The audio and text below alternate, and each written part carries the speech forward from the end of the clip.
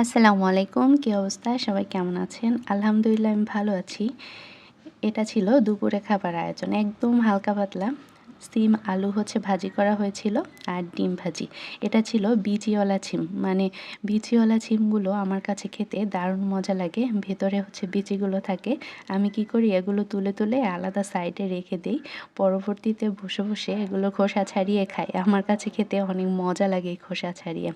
আবার বিচি অনেকে আলাদা করে তুলে রেখে সেগুলো দিয়ে মাছ দিয়ে রান্না করে খায়, মাংস দিয়ে রান্না করে খায়, সেটাও ভালো লাগে।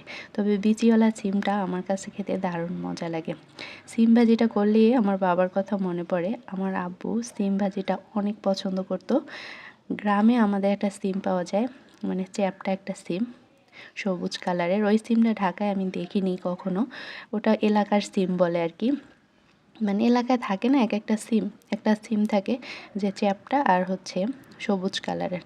তো ঢাকায় যখন আমরা থাকতাম আব্বু মানে আম্মুকে বলতো সিম নিয়ে এসে গ্রামে যেরকমের সিম ভাজি করো ওরকমের করে ভাজি করো। কিন্তু গ্রামের যেই সিমটা ওইটা যে মজা, ঢাকার সিমটা আসলে ওরকমের মজা লাগতো না। যাই হোক, এই সিমটা আসলে অনেক মজা হয়েছিল খেতে। তো সিম ভাজি মানে বাবার যে খাবারগুলো পছন্দ, ওই খাবারগুলো দেখলে তো আসলেই মনে পড়ে যায় বাবার কথা। সিম ভাজিটা অনেক পছন্দ ছিল আব্বুর। তো এই অবস্থা। শীতের সময় সিমটা তো বেশি পাওয়া যায়।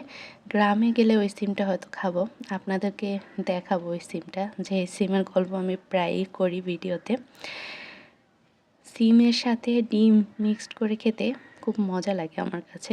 আর গরম গরম ভাতের সাথে ছিল সিম ভাজি আর ডিম ভাজি।